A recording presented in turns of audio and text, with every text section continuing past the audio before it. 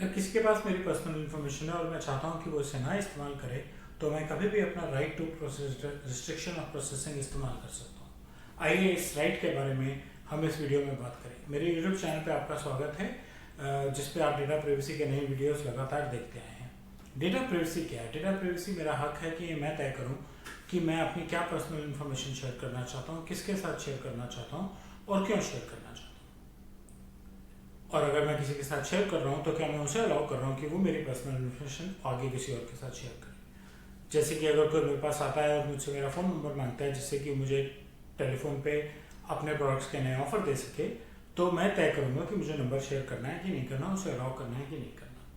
और अगर वो ये इन्फॉर्मेशन आगे किसी और के साथ शेयर करना चाहता है, वो मेरा एड्रेस लेके अपनी कुरियर कंपनी से मुझे कुरियर भिजवाना चाहता है, तो ये भी मैं ही तय करूँगा कि मेरे एड्रेस वो किसी और के साथ शेयर कर सकता है या नहीं कर सकता।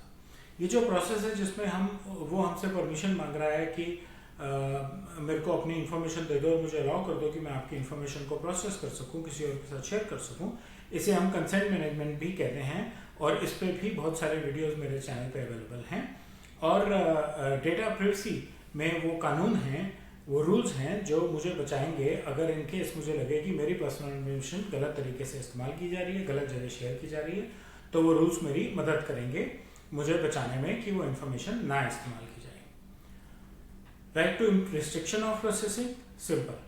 मुझे लगता है कि आपके पास मेरी गलत इन्फॉर्मेशन है, मुझे लगता है कि मैं नहीं चाहता कि आप मेरी इन्फॉर्मेशन आगे यूज़ करें, मैं अपना राइट यूज़ करके आपको इन्फॉर्म कर सकता हूँ कि मेरी इन्फॉर्मेशन प्रोसेस मत कीजिए। ये टेम्परेरी भी हो सकता है, ये परमानेंट भी हो सकता है। परमानेंट होने के लिए मैं राइट टू इरेजर भी यूज़ कर सकता हूँ। वर्बल या रिटन रिक्वेस्ट प्लेस करूँगा, ये इस चीज़ पर तय होगा कि आपने अपने कस्टमर के लिए, अपने यूज़र के लिए क्या ऑप्शन रखी है कि उसे वर्बल करनी है या रिटर्न करनी है। लेकिन ये मैं तय करूँगा कि ये मैं रिक्वेस्ट करूँगा आपसे कि मेरी इन्फॉर्मेशन आप प्रोसेस करनी बंद कर दीजिए।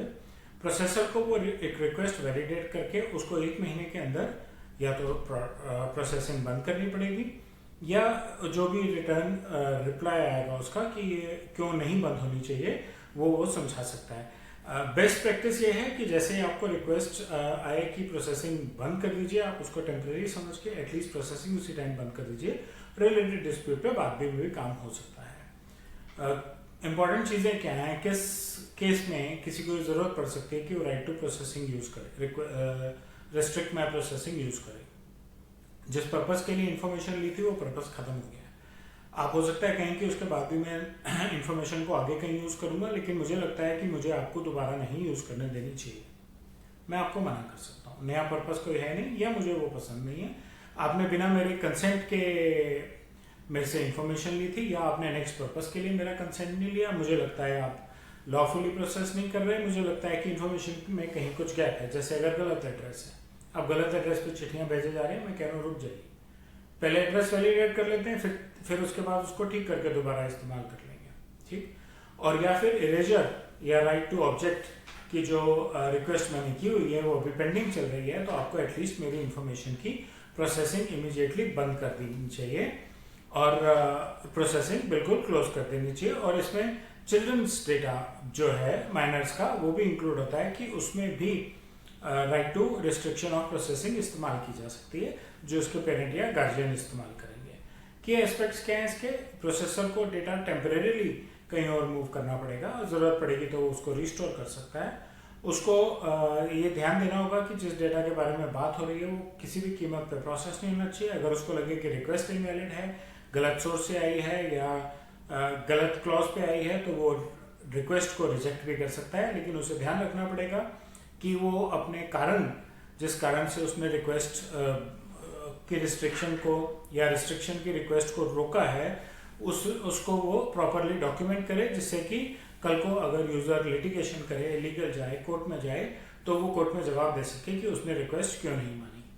Right to restriction of processing पे बस इतना ही। आने वाले दिनों में मैं और यूज़र राइट्स के बारे में बात करेंगे। अगर आपको मेरा कंटेंट अच्छा लगा तो लाइक और बेल आइकन दबाएं, मेरे चैनल से सब्सक्राइब करें और अपना फीडबैक कमेंट सेक्शन में शेयर करें। धन्यवाद।